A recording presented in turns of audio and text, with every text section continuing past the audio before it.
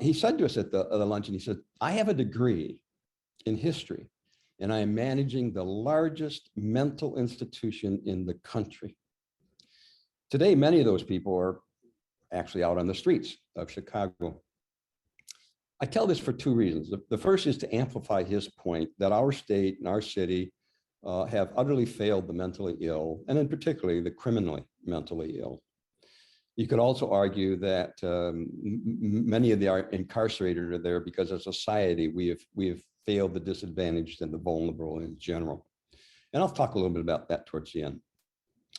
The second reason I tell you a story is to acknowledge my own limited authority, as he was, to talk about violence and crime. As Pat said, I'm a retired businessman with 40 years work experience. I've done a lot of consulting. I've tried desperately to lead this community organization with a very strong focus on crime prevention. But although I don't have any formal education in criminology, law enforcement, or the judicial system, I've learned a lot during the past 9 years. I graduated from the Chicago Police Department Citizens Academy. I am a long-term beat facilitator for the 18th Precinct. I'm a court advocate. I'm a member of the District Advisory Council for the Police Department. Prior to this, my experience with law enforcement, quite honestly, was limited to shall we say, highway engagements involving motorcycles and high-performance cars, which of course didn't do anything to build positive relationships with the police department. But now I am very committed to community policing. I believe in it intensely.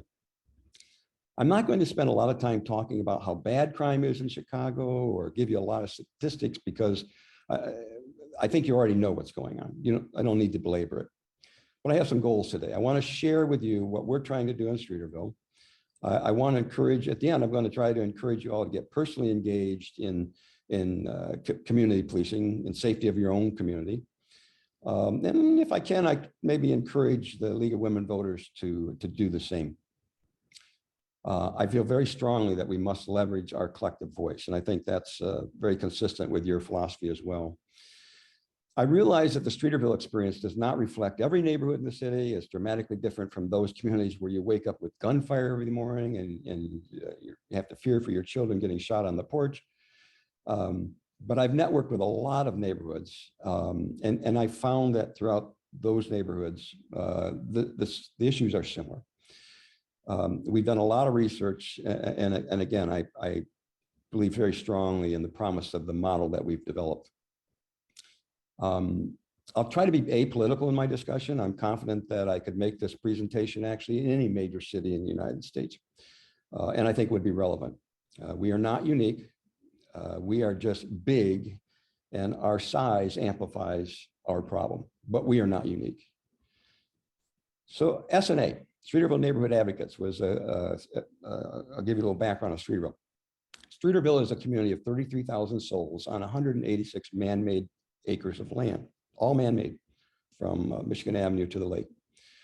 One of the most densely populated neighborhoods in the city. Additionally, we have about 70,000 people a day, tourists, visitors, people coming to restaurants, healthcare. Streeterville Neighborhood Advocates was formed in 2015 in response to resident concerns about neighborhood safety. Our community safety program is rooted in the concepts of community policing. We accept the fact that we cannot police our way to safety. We must work together as a community in partnership with law enforcement, elected officials, and other city services. We must, as I said before, raise our collective voice. We have a solid relationship with the Chicago Police Department way before 2015. We worked with them to develop our strategic plan for public safety. I believe it's one of the most comprehensive safety plans, strategic plans, neighborhood strategic plans in the city. Our plan reflects the geographic accessibility of our community by LSD, the Kennedy Expressway, the Red Line, and the east-west routes that connect all of those. People can get in and out of our community very quickly. It reflects the attractive targets, such as the Magnificent Mile. It reflects our affluent population, and it recognizes the easy target presented by the 70,000 unsuspecting daily visitors to our community. We are what they call a soft target. The strategy of our crime prevention is known as Harden the Target. I didn't make that up. That's an old police terminology. Harden the Target. And that's kind of what our focus is. Our safety programs are built on 5 core pillars. We call them the 5 E's. I know when I first submitted my resume to Pat, I used 4 E's, and we have pretty much focused our energy on the 4 E's, but we've also been trying to develop the 5th one, and I'll share that with you towards the end. But I think it's important to include it in this discussion. Our first E, education. In the League of Women's Voters mission statement, you say that a democratic government depends on informed citizens. I'll take that a step further and use the word educated. We want to do more than inform residents. We want to educate them on why the information we give them is important, what they should do with it. We felt that, first of all, to be safe, we needed to educate ourselves and our guests about important safety issues and protect ourselves. We want to change the narrative from crime is a part of big city living. Crime may, in fact, be a part of the human condition, but we do not accept it as a given. By simply allowing it to be accepted, it becomes endemic. It becomes persistent to everyone. We simply can't learn to live with it. At least we don't think so. There are others that would disagree with us. At the start, for example, we were criticized by those who said we were hurting property values, and we were embarrassing the mayor and the police department. In fact, I was told point blank, shut up and leave town, because they didn't want us talking about crime. Now, of course, everybody's alarmed and talking about crime, even the alders, especially those that have been recently attacking our vulnerable mayor. Today, people criticize us because they are tired of hearing about crime. They want us to talk about nice things. And so we do. We have a number of programs that are fun as well. And we're very sensitive and aware of the fatigue factor. We're all tired of it. So we try to find balance. The reality is that crime levels in Streeterville during 2021 were equal, despite what you've been told, were equal to 2020. But they were both actually lower than 2019. From 2015 to 2019, they were rising significantly. I don't think anybody will argue that COVID made a significant impact on crime. Most crimes are crimes of opportunity. With 19 million fewer tourist visitors during 2020 and 21, there were simply fewer opportunities. The difference, striking difference between 2019 and 2021 is that crimes have become more violent. This is what's getting media attention. The underlying endemic level of crime that was increasing from 15 to 19 is still there. The statistics are still there, but now it's just been overshadowed by the violence. We've been tracking crime monthly using the city's database. It's called Clear Map. It's easy to find. If anybody's interested, you just go to the city's web portal and look up Clear Map. It's a citizens law enforcement analysis reporting map application, if you need to know. We report on crime not to alarm people, but to identify trends, to help us prioritize and design our programs. Unfortunately, the city and CPD in particular are notorious for their poor record keeping and their lack of transparency. We have actually had to do FOIA requests to get information, either because they refuse to give it to us or because they're incapable of giving it to us. Something wrong with that. The scary fact is that 50% of the crime in the United States is not reported. Now that number's several years old. My fear is it's even worse now. And I don't mean 911 calls. I mean police reports. If you're a victim of a crime and you do not fill out a police report, it did not happen. It just didn't happen. It's not going to show up anywhere. And the police aren't going to react to it, period. If you want to stay informed about statistics, I'd suggest a couple of popular resources. You see, besides the city's website, CWB, which is Chicago Wrigleyville Boys Town, publishes daily updates on crime in the city. It'd be depressing if you follow them, but we follow them because we have to. It's probably the most timely and factual measure of a resource for any of us.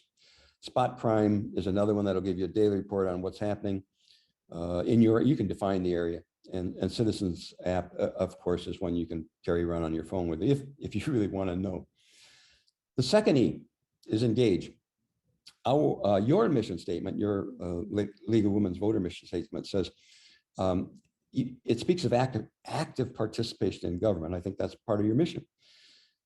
Sadly, we know that few people actually do participate. The voter rates in this country are depressing.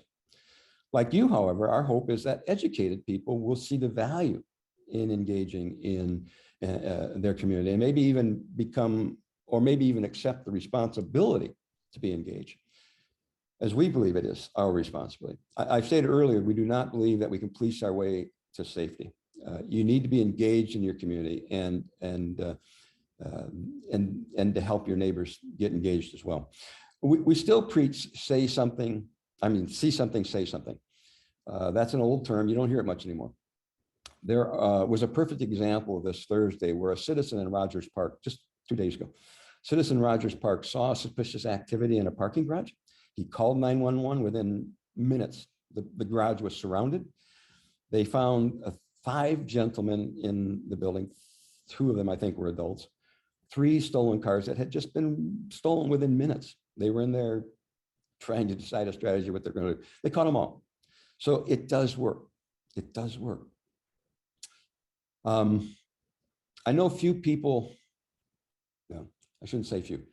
Not everybody is willing to call 911 for whatever reason. I strongly encourage calling 911. When I hear somebody say, "Oh, I called 911," or "I called the alderman, nobody responded," well, I have to kind of look at that with a jaundiced eye because my experience doesn't support that. My experience is that you may have to call twice, but my experience is that I get responses from the alderman, I get responses from 911. And it's not just because I'm connected. 911 operator doesn't know who I am, but I get responses. So I strongly encourage people to call 911. And I could talk at length about why, but I do. Other tools that we use to help engage our residents is our Facebook page. We have several thousand members. It's a very active page. We publish not only safety issues, but we publish articles about art and about culture and trying to get people engaged in our community in general. We have an email list of hundreds of people, which I use to distribute discreetly information. We have a next door neighborhood application. If you're not familiar with it, it's an international tool and you can designate how far you want to go. Our reach is about 10,000 people. So we can reach a lot of people very quickly. On our website, we have a real-time tool that was developed professionally where people can, limited people, we limit the number of people that can get in it because we want to control the content. But those people that are part of the program can real-time identify crime and share it immediately with the other people on the site. I also mentioned I'm a beat facilitator for the CAPS program, and we continuously market and encourage people to attend CAPS meetings. I think, quite honestly, I think we have probably one of the higher attendance rates in the city, and I'm a member of the Docent Advisory Council, District Advisory Council, so I know what the numbers are. In a 2013 luncheon, it was a very small group, maybe 50 people. No, actually, that one was much larger. Anyway, Superintendent McCarthy told me, he said, you know, for your community to be safe, you need to be present. I knew what he meant. I'm a very fond follower of Jane Jacobs and her eyes on the street theory. I knew what he meant. You have to be present. At the time, he'd suggested that he suggested a neighborhood watch. So I did some research and found that neighborhood watches theoretically could reduce crime by 20%. But this was at the time of the Trayvon Martin murder, and we did not want to have a neighborhood watch. So we created something called a neighborhood walk. Initially, it was intended to be like a walk in motion. People weren't really eager to talk about crime. So it just evolved into a community building tool. We've met literally hundreds of people in this community, and at every walk we do, we get new people. Now, they still don't want to talk much about crime, but they're listening. And so it's a way to get people at least aware. It's a way to educate people. At the police academy, I was told that 1% of the human population is genetically predisposed to violence. I had a little trouble with that number. So I did some research and I found out, in fact, it might be closer to 3%. And they call the police department calls that 1% the wolves. I also learned that 1% of the population is genetically predisposed to do good. And optimistically, I suspect that number is also low. They call those people shepherds. The other 98% of the human population are sheep. They graze peacefully until a wolf approaches, and then it's all bah, bah, bah. And so regardless of whether the wolf picks off one of the sheep or the shepherd chases the wolf away, eventually going back to grazing and everything's fine and they no longer feel the threat. One of our members once told me, said, Craig, if we could find that 1% in our community, who the shepherds, if we could find that 1%, we could change the world. Regrettably, we're still looking for that 1%.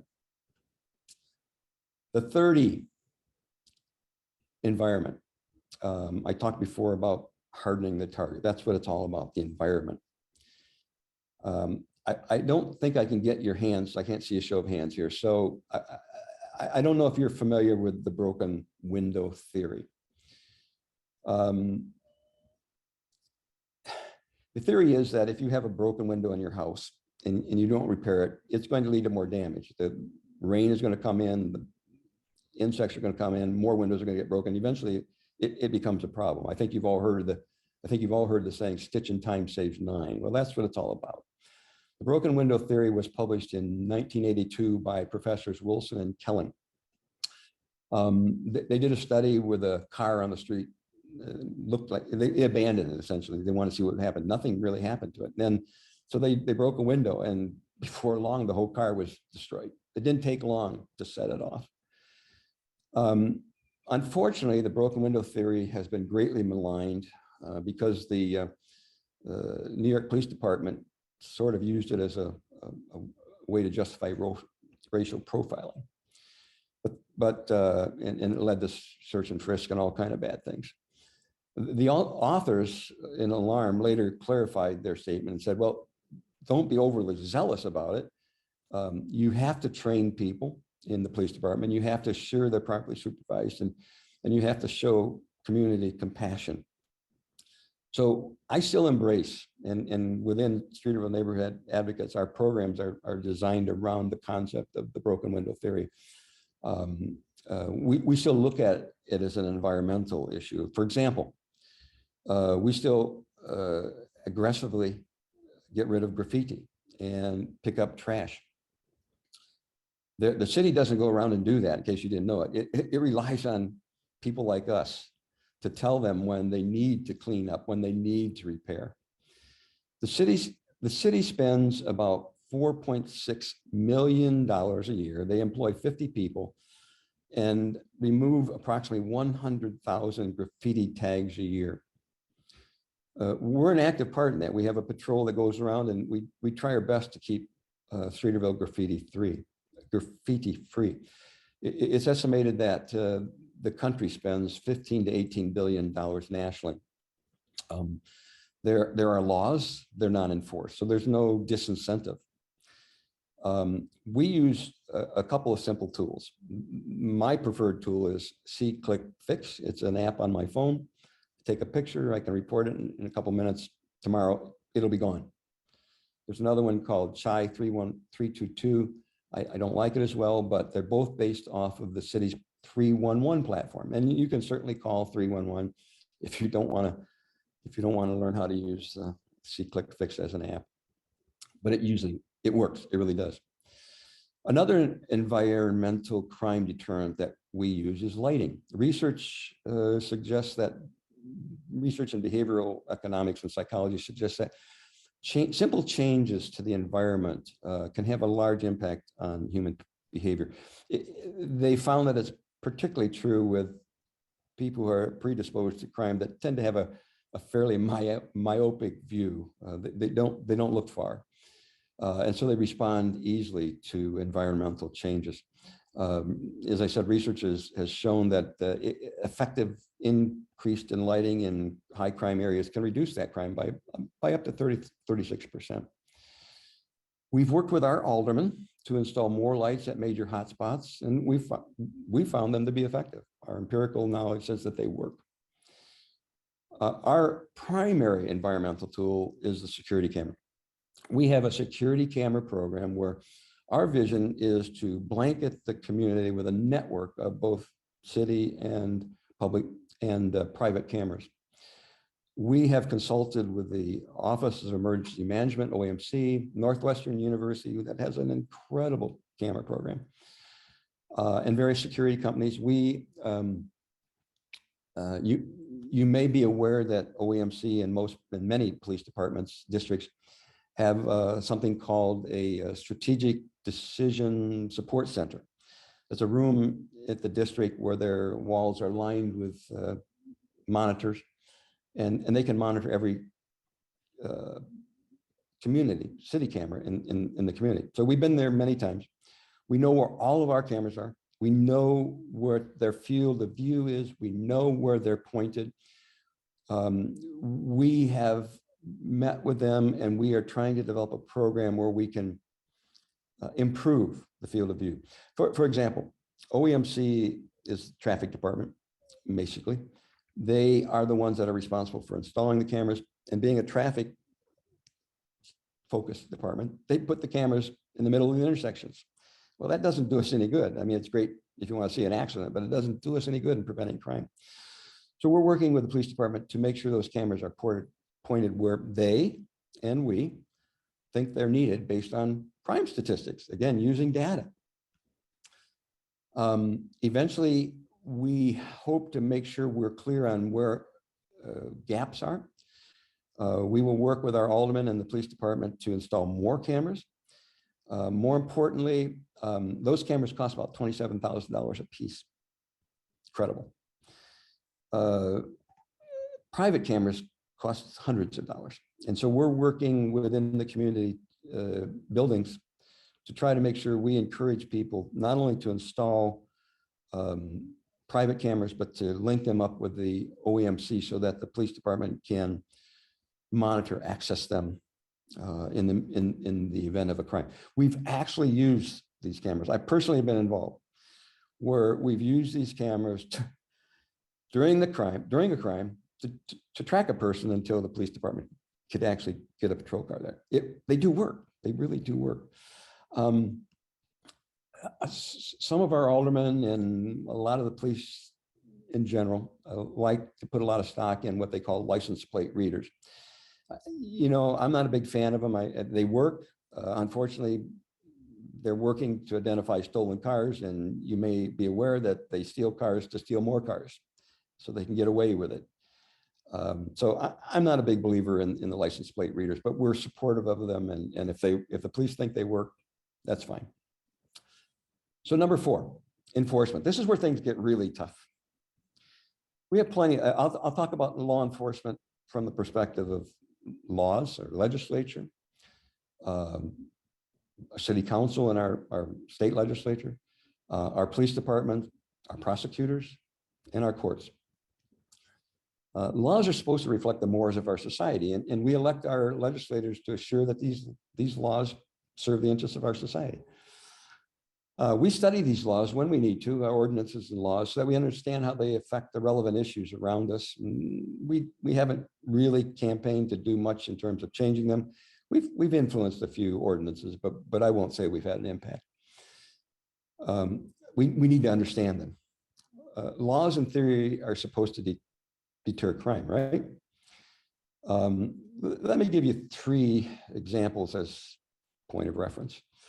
You're all familiar with the death penalty. You know that statistically that was never proven to be effective, and 21 states have already abandoned it.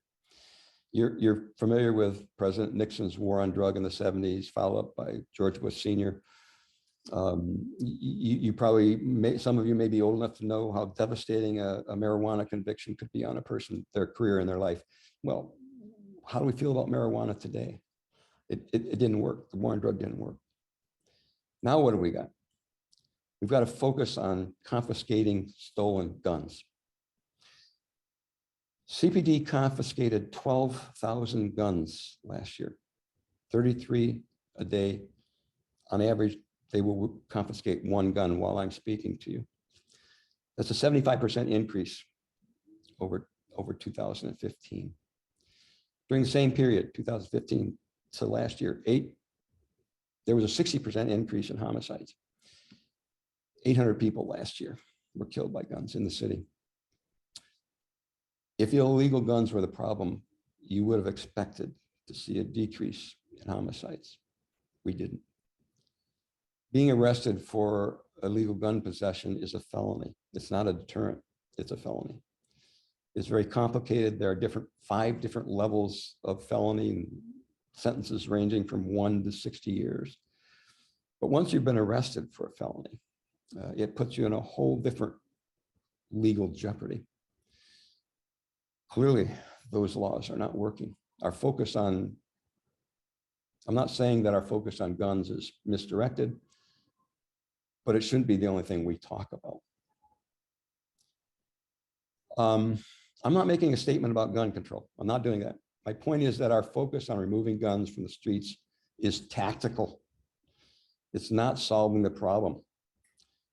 Instead of publishing statistics on gun recovery, maybe CPD should be talking about performance on statistics concerning arrests, prosecution, convictions. We need to know the truth. And right now, from various sources, it's very difficult for us to understand what the truth is. We know that since 2017, CPD has arrested just 4% of the people involved in shootings, and solved 31% of the murders.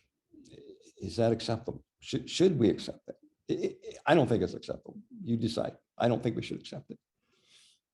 I don't know if I mentioned this before, but statistics show that 50% of the crime in this country, it's a national statistic, it's not just Chicago, 50% of the crime is not reported. I think the number is much worse than that today. I think I did mention that earlier. Let's talk about policing. I'm going to talk first about structure. We have a mayor that's responsible for managing the police department, like all cities. We have the superintendent, but unlike a lot of cities, we also have a community policing advisory board created in 2016. We have an office of community policing that was created in 2017. We have an office of constitutional policing and reform. We have the city council public safety committee. We have a federal consent decree that was initiated by a federal judge on January 31st of 2019. Was that 3 years ago?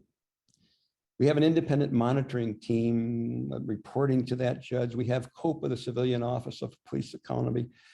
This year, the mayor's promised to institute the Police Oversight Commission. We have policy directives, such as the 2 no chase policies. The city police department has a 9-page organizational chart. You ought to read it. It's mind-boggling. What do we have? We have 12,000 confused cops. Community policing. I've talked about it. April 1993, Chicago introduced something called CAPS, Chicago Alternative Policing Strategy. they modeled it after a program in New York. They couldn't use their term, so they called it Chicago Alternative Policing Strategy. In 2017, they quietly moved to community policing. And in a minute, I'm going to talk about a new program called neighborhood policing. As I've stated earlier, I'm deeply committed to community policing. It's not blind fealty. I have difficulty making that two-way relationship work. So I'll acknowledge that, but we continue to work at it. I think SNA has been a leader in community policing. Not only do we actively promote CAPS meetings, we have a neighborhood walk with the police. We have cupcakes where we invite residents and the police department to meet and have cupcakes and coffee. We have pizzas. We have an ambassador program where residents individually walk police officers to buildings where they meet the board members, staff, door staff, managers. Then in June of 2000, so we're very active and supportive. In June of 2021, last year, Superintendent Brown announced a new program. He called it transformative. It's called the Neighborhood Policing Initiative. I started it in one district in 2019, actually, and we embraced it. We tried to become partners with it. We tried to model it. We, in fact, just met last week with the police department. We believe we're better positioned than any community in the city to leverage our resources to make it work when it's rolled out in this community. We hope March will be our rollout date. We're working very aggressively to make that happen. We are trying to partner with communities where it's already been rolled out so that we can learn with them. We're trying to partner with the police in those communities. We believe it's a repositioning of CAPS, but it's okay as long as it works. There will be district coordinating officers. That's a new role. There will be ambassadors, just like our program, and we're going to integrate ours into theirs. But most importantly, we're told that we will get beat officers, return beat officers. We may not know it, but when Superintendent Brown created the tactical teams and the special units, he eliminated beat officers. He won't acknowledge that. Nobody will acknowledge it. But you try to find a beat officer. If you do, let me know. We're going to try to get beat officers back in the street because we fundamentally believe that the whole concept of community policing is based on our interaction, personal interaction with police officers on the beat, where we get to talk to them about crime and about solutions and prevention, how to keep ourselves safe, them and us, keep us all safe. Let's talk a minute about prosecution. I won't talk a lot about it because it's very controversial.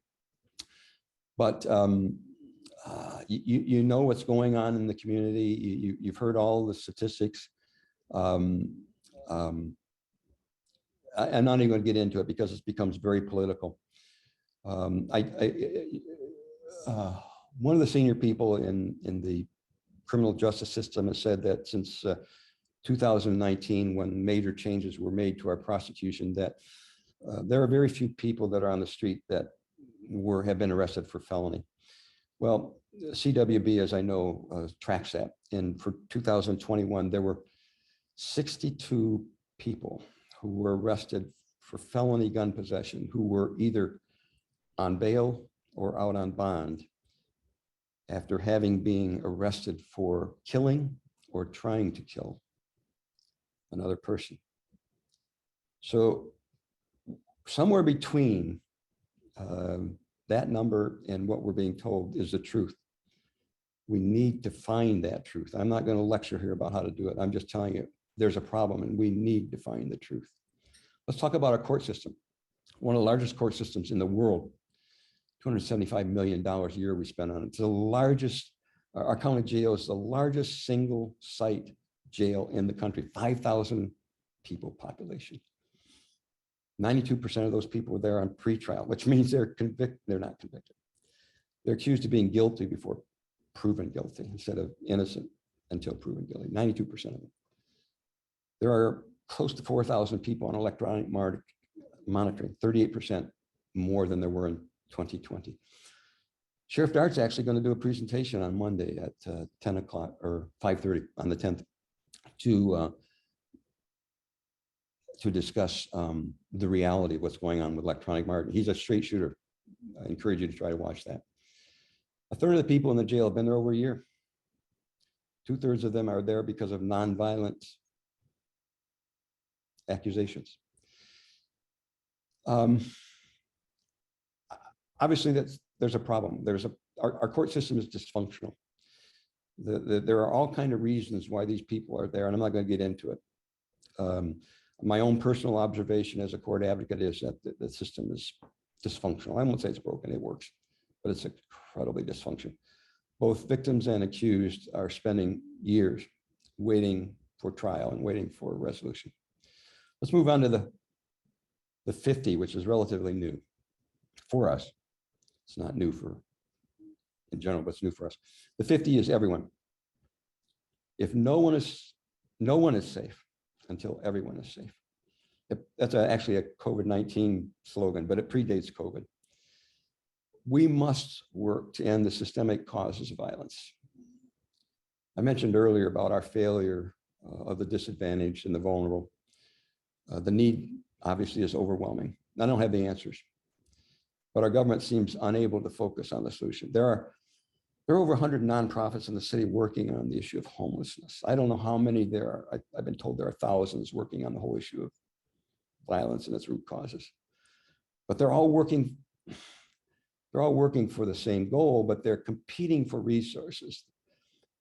Inefficiently competing for resources. We need to find a way, the city needs to take leadership to bring all of those city and community and nonprofit organizations together to solve the problem. Again, I said before, we're not alone. This is not unique to Chicago, but we need to work together to solve the problem. You know, the primary intervention for crime in the city is incarceration. The United States has the highest incarceration rate in the world, and it's not working. So we must commit talent and resources to solving the problem. Here's my personal dilemma, because I believe in all 5 of our pillars. I'm a pilot. I have a pilot's license. And in my training, one of the things you're taught as a pilot is to learn what to do if the engine catches fire. You don't want to be sitting next to an engine that's on fire at 4,000 feet in the air. The first thing you do is you turn off the fuel to put out the fire. The next thing you do is to focus on finding a place to land safely, something you can survive. Then and only then do you start thinking about the root cause of the problem. If you have a co-pilot, the co-pilot can do that. We've got a fire. We're trying to put it out. We need a co-pilot to help us get to the root cause. I personally don't have the energy or the time or the capacity to work on the root cause. I'd love to. I'm trying to put out the fire. So we need to find somebody in our government that can serve that co-pilot and help us find the root cause. I'm focused on trying to put out the fire and land the plane safely, but we need somebody also to try to help us figure out the root cause of the fire. We really need that. And we need to raise our collective voice to make that happen. As I said, we're non-political. I've made it very clear that I tried to be non-political. I keep S&A non-political, but that's hampering our efforts to work on that 5th pillar. So a couple of our members have formed a sister organization called Chicago for Everyone. And they're ramping that up, and I'm 100% in support of it. We have to find a solution, and we're going to do everything we can as a community to do that. So let me move along. It's time to wrap up. What can we do? Again, I think we have a responsibility as a community to be engaged in our collective safety. We need to work with CPD in partnership to solve the problem. We should never accept ourselves that when they tell us things are improving, we should never accept that as good enough. It's not. It's got to be fixed. I'm not sure what League of Women's Voter sees their role as in community advocacy for safety, but I encourage you to think about it. I encourage you individually to think about it, to be engaged. I encourage you to join your community organization, to work on your community safety program. I encourage you to join your CAPS program. I encourage you to evaluate, walk around by yourself or with your neighbors to evaluate your safety. Talk about your building manager. Have a CAPS officer come out and do a safety inspection of your building. Get your cameras upgraded and linked to OEMC. Look at the lighting. Make sure the lighting is everything it can be to get rid of places where drug dealers congregate. If you've got alleyways that are open, one of our members may be on here now where they've basically locked off the alley to keep people from doing drugs in the alley where the trash is. So those are things you can do. Do community walks. Invite the police to do community walks. Invite your alders to do community walks. Have community cupcakes. Have pizzas. Engage on a personal level. Don't go in just saying we got problems, fix it. Talk to them about how you can work with them to fix it. So most of what I've been talking about is kind of depressing. It's discouraging because I don't have all the answers. But let me close on a positive note with a vision of hope. Hopefully, you're all aware of the James Webb telescope that was launched on Christmas Day. Watching it was a moving experience, probably one of the most complex and significant space missions of our time. It was the collective outcome of thousands of people in many countries. They had leadership. They had educated and engaged participants. And with proper leadership, with educated residents, I'd like to think that we can address the issues that we're facing. But it takes all of us. And so with that, if we've got a couple minutes, I'll answer any questions. I'll do my best to answer questions, let's put it that way.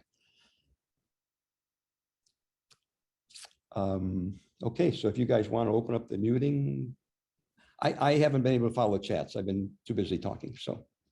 Well, I can start with a question. I've seen some comments in the chat basically about maybe like how we should focus our efforts. Can you talk a little bit more about the efforts that you guys have and how you try to get guns off of the streets as part of a community organization?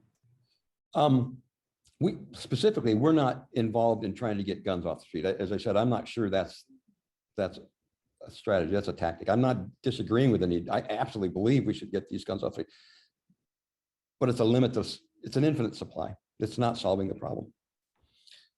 I would say in summation, if you're in a community organization, I would encourage you to do a focus group to analyze the problem as we did. That's how we came up with our 5 pillars. I didn't make those up. That came from a collective effort where we first of all analyzed our problems. We said we need to know more. So we wanted to be educated.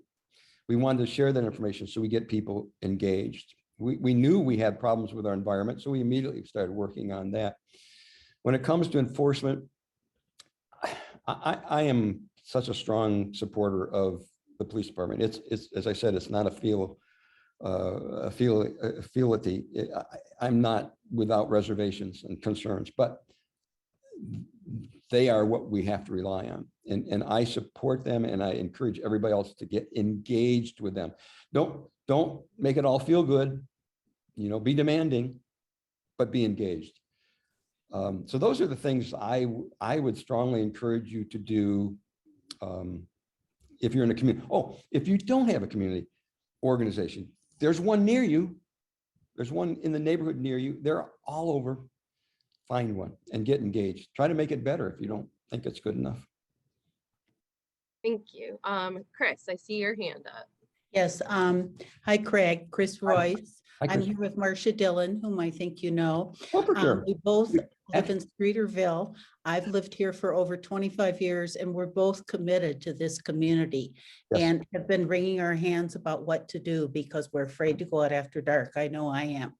So I want to tell you what happened to me this past week. because I have no idea how to handle it, but it really upset me. I Yeah. was in a restaurant over on East Illinois, and thugs came in, and the manager had stepped away from the front desk. He wasn't even there to check for their COVID shots, you know. And what they do is, it's three of them, and they apparently work the street, and they fanned out in the restaurant. I didn't even see this, but someone came right over by us. And they're very adept at grabbing purses and cell phones, and then they run. And there's a car waiting outside. Well, I really encouraged the manager to call the police.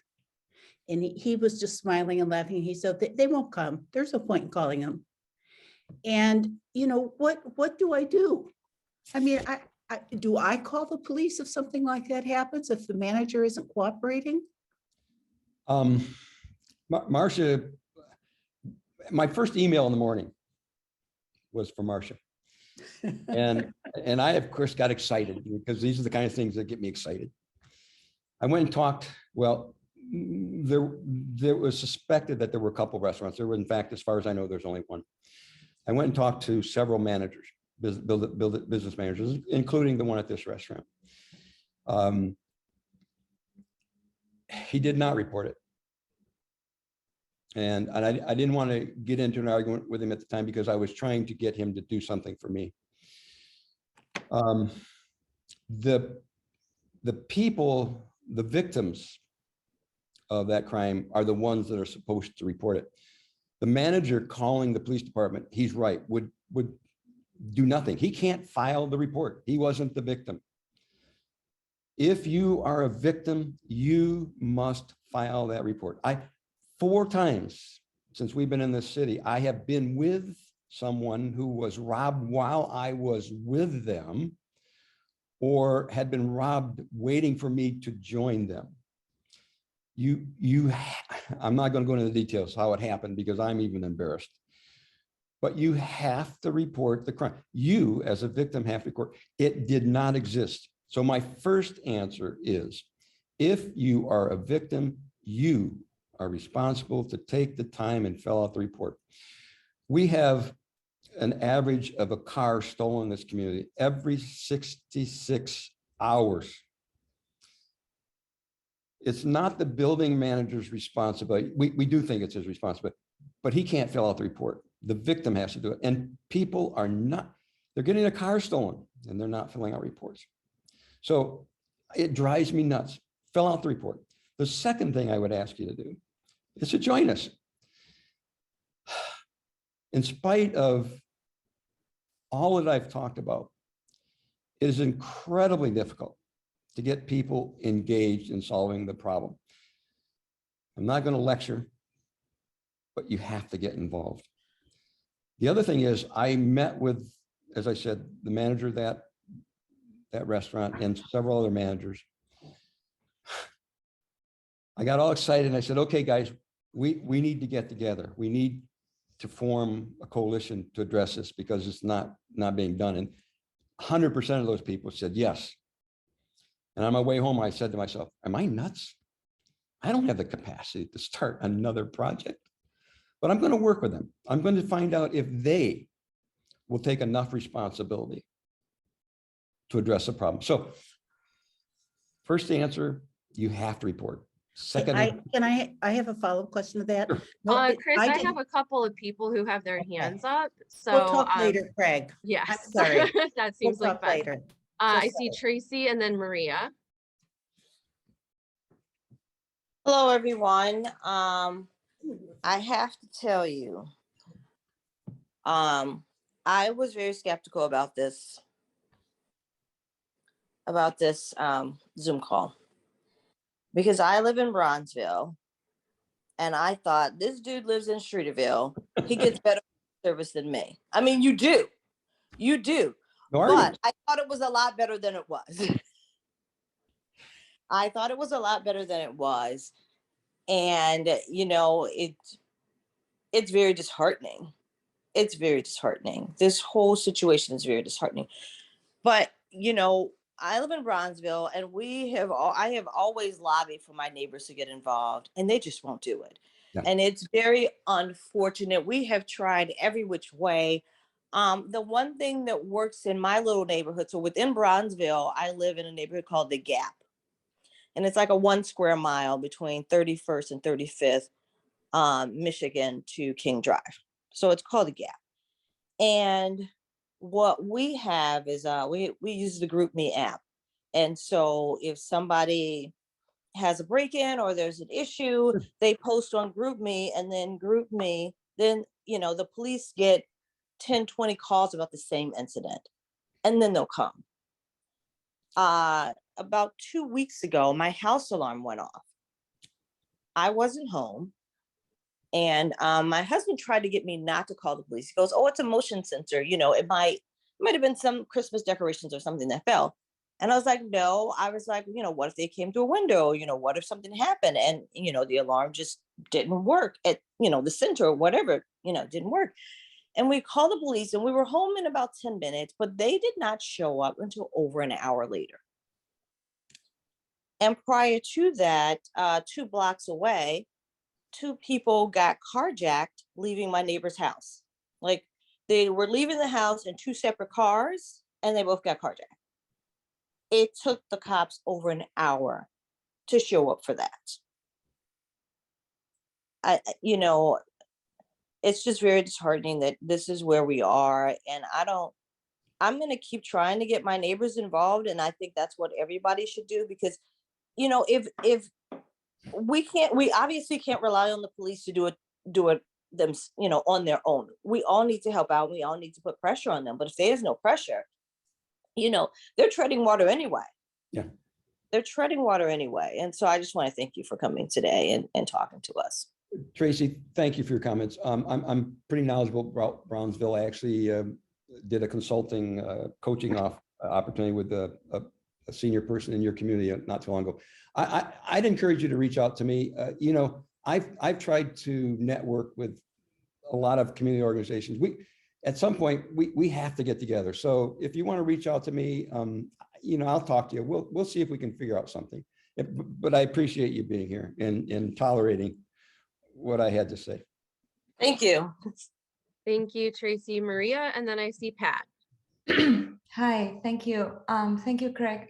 So I want to challenge the tactical, the comment that guns are a tactical, your retiring guns are tactical, and not with a lot of data, but also with my personal experience. I live in 4 countries, all in Europe before living here. And I can say that the big difference, I'm not going to say the big difference are the guns, but the also big difference is you guys, I living here, we live in extreme fear. And it's the level of fear that I've never seen in any other of these countries that I lived before in Western Europe. So an experience like the one reported before of, oh, your purse got stolen, even your car got stolen. All those things were not that uncommon. I think the big difference here is that you really fear for your life and you have evolved a bubble like, oh, I can have a 0 risk, because even have a small risk can mean to lose your life. And I think that is a huge difference, but it is my experience. I also think that as a result of that, you have this police that is a military arm that I've never seen anywhere else either. I mean, the police here has so much power and they really behave like they are armed like an army.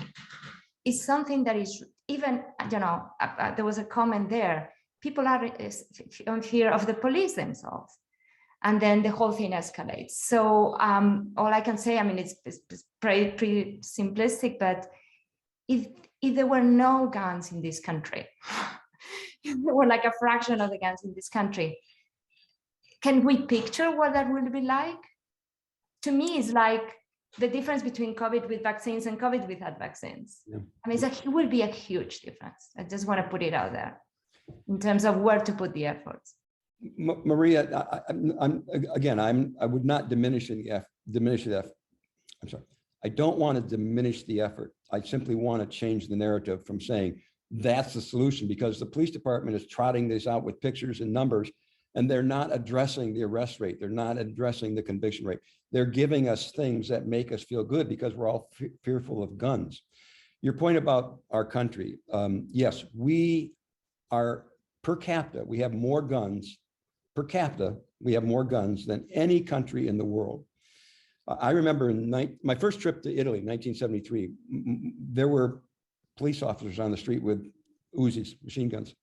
And my wife and I said, God, what a place to live. Aren't we lucky that we don't have police on the corner with Uzis? Times have changed. So we're not unique. I know we're the worst. There's no question about it. There's no question about it. But I just, my point was, I don't think taking guns off the street is the solution. And the police, particularly the superintendent, wants to make it sound like it is, and it's not. That's my point. So thanks for your comments, so I appreciate it. Thank you, Maria. Pat? I have participated with Craig in several meetings with our district police. We're in the 18th district. My question, Craig, is, are other district police willing to do that for their neighborhoods? And if they are, why aren't they? I'm embarrassed that I can't answer that, Pat. The CAPS program is community-wide. There are communities that where the residents simply won't participate, so they don't have a CAPS program. So I'm not going to be on that. I don't have an answer to your question. I will say, in my 9 years experience with our district, I've gone through like 5 or 6 different commanders now, 3 different sergeants, CAP sergeants. They will tell us that we are, I shouldn't even say it. They will tell us that we are active. But I know that because we are engaged.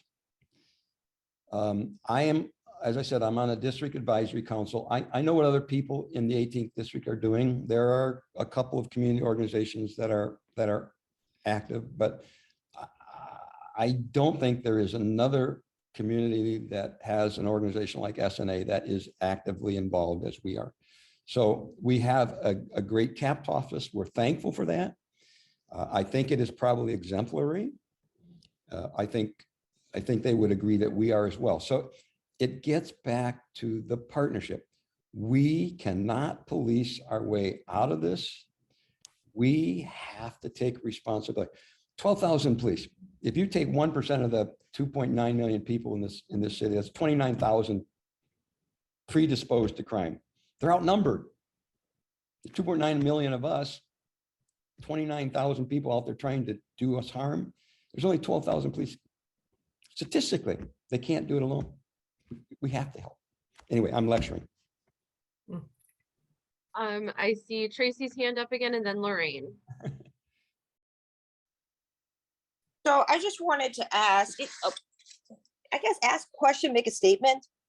So it seems to me, there are a lot of people who talk about the number of Black and brown people who are in prison, and they're trying to avoid that. And, I think that's the rationale behind letting all these youngsters go and not really prosecuting them. And if it's a low-level crime, and I do not consider carjacking a low-level crime, I understand their rationale, but they need to do something with these kids. There needs to be some sort of rehabilitation, and there's nothing for them. They just let them out, and then they just repeat the crime. Yep. And what I would like these perpetrators to understand is that when you rob and carjack someone at gunpoint, you are terrorizing that person, and that person will have residual effects for the rest of their lives. So it's a slap in the face to all the victims when they keep letting these people out. How do we fix that? How do we encourage more programs for these young people? Tracy, you say they're traumatizing the victim, but I think you can appreciate these 15-year-old kids and the trauma that they've been through. When they wake up with gunshots, they go to bed with gunshots. They carry guns because they want to protect themselves. So I don't care how many times you take away from them. I don't care how many felony offenses you put against them. They're going to carry that gun. I'm not going to explain why they're stealing the cars. There's all kinds of reasons for that. I'm not a psychologist. But your point was we have to find a way to stop these kids from stealing cars.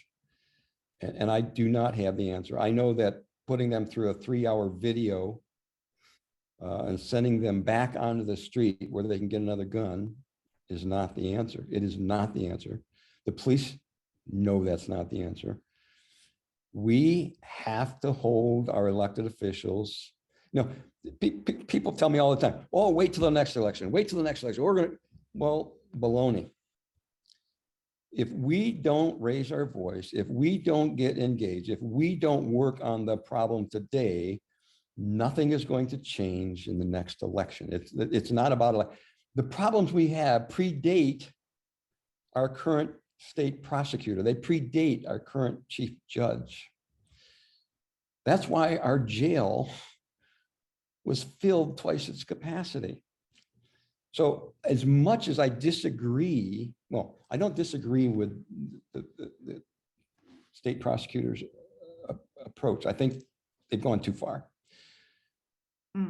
But that's not the root cause of the problem. It's raising our awareness, which is probably a good thing. But the problem predates our current administration. We have to work together to solve it. They're not going to, I don't think they have the capacity, okay? I'll be very candid. I just don't think they have the capacity. It's our collective will. If we can put a space telescope a million miles away from here and go back to the beginning of the universe, we ought to be able to solve a few of our problems here. I hope. Thank you, Tracy. Lorraine, and then I see Louise's hand.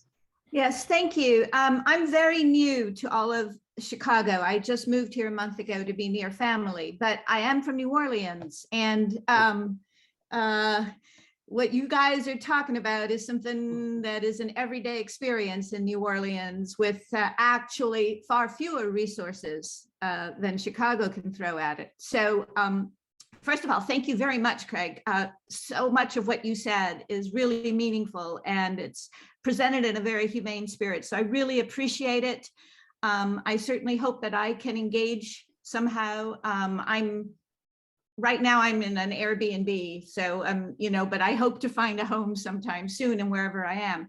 But I do have a question and it arises out of my experiences in New Orleans. And I just want to know how your group specifically and in your work with the city, how you try to avoid racial profiling and stereotyping, because at least my experience has been in groups that I'm familiar with in New Orleans. It is difficult to avoid a situation where every young Black man is suspect, and every young Black man in an affluent or predominantly white area becomes suspect because he's where he shouldn't be. And the whole driving while Black. And I am, believe me, not interested in being soft on people who point a gun at anybody, or who carjack, or who take the restaurant thing really struck a nerve with me. We got past it, but in New Orleans for about a year, they were just going into restaurants, taking everybody's cell phones, everybody's purses, and then getting out. And eventually they got that gang. And it sort of stopped. I don't know what will happen after the lockdowns are over. But anyway, thank you. I just want to know how because you seem like a very compassionate person. So how do you and your group avoid that cliff, that danger of profiling. And I'm speaking as someone with a Mexican mother. I'm half Lebanese, so I have a very dark sister. So this is actually hits home in many ways. So I will say, well, it's kind of the way I was brought up. I will say the answer that I'm giving you applies to all of us, regardless of your racial or ethnic background. I will not tolerate racist comments. If I'm engaged in a conversation with somebody, I will stop that conversation and we'll talk about it. Specifically on our Facebook page, which as I said, has thousands of members. It's a private page. I require people to provide me with some information, not ethnic or social, but information about their motives for joining us before I approve them. And we have, I don't know if she's on the call. Yeah, I think she's on the call today. There's a young lady that's been with me from the beginning. She co-administers the page, and we will not tolerate it. We will not tolerate it. It's that simple. Do not tolerate it. Simple answer. thank you. Mhm. I hope that works on the street as well. Thank you, it's, Irene. it's Yeah. obviously it's a lot more it's a lot more complicated than that, but it comes down to every single individual in this city, in this world. I mean, I'm philosophizing. I'm a product of the 60s. Okay, so bear with me. It's every one of us. We can't tolerate it. Great. Louise, you had a question, and this will actually be our final question because we're kind of running short on time. So go ahead, Louise. Okay. I heard references to, 15-year-olds, they're 20-year-olds, 25-year-olds, but they're mostly young people who are involved in the kinds of crimes we're seeing a lot of in this neighborhood and our neighboring neighborhood of River North. And so, let's say you put some of them in jail for what will be short periods for that crime. There are probably 100 behind them willing to step up and do the same thing. And it seems to me that some of what we're seeing today is a new form of organized crime, where it's easy for them to bring together however many people they need in a particular crime, 10 people, 50 people, we've seen 100 people with multiple getaway cars and the need to fence hundreds of thousands of dollars of goods. And I'd like to know how much effort is being put at the top end to cut off these gangs, these mobs, mafia, organized, or the organizers of many of these activities, not all, I'm sure. And then at the lower end of things, I'm wondering what you think of the programs that go into neighborhoods. They're the violence interrupting programs, things like one block, our block, our hood, our city, or Arnie Duncan has a program, what is it called, Cred Chicago or something like that, where they aim at that level to try to help these younger people to find other things to do or to stop them from the path to violence. Louise, a couple answers. You're right. 60% of the carjackings are by minors. Staggering number. What's being done? I know that the FBI, the federal government, is involved. There is, in fact, a task force involves the federal government, sheriff, county, a whole bunch of people. I've been disappointed in the fact that they are not forthcoming, transparent about what they're doing and what the efficacy of their efforts is. We, as a community, I'm getting nowhere. We, as a community, need to raise our voice and say, hey, we understand you've got this task force. Give us regular updates. What are you doing? How effective are you? What are you going to change to make it more effective? Because it is not working. They've been in place for over a year now. I'm going to get on a soapbox, so I'll stop. We need to demand an explanation of what they're doing. And I forgot the third part of your question, but Violence Oh, interruption programs. There were two Oh, yeah, things, the violence interruption yeah. and then the gang kind of organized Yeah. activity. So the gang part of it is being monitored very closely by the police and the FBI. In fact, their process has been very controversial. Our city council, there are people challenging their process. So there are a lot of people trying to tell them what they can and cannot do. I'm not going to defend them one way or the other. But as far as the intervention programs, I've been a consultant for nonprofits 20 years, 30 years. I've done a lot of nonprofit consulting in the city of Chicago. I know there are too many nonprofits trying to do the same thing, ineffectively wasting resources and being ineffective in the results. I know the city has invested money. These programs are typically funded by city or federal funds. I think we need to demand efficacy, demonstrated efficacy from them because they're spending our money. Mr. Duncan had an article earlier this week. Some of you may have seen it. Yeah. He didn't say it's not working, but I think he kind of softly acknowledged that he's struggling to see results. So I think we should support them. I think there should be fewer of them. I think we need to demand of our city that they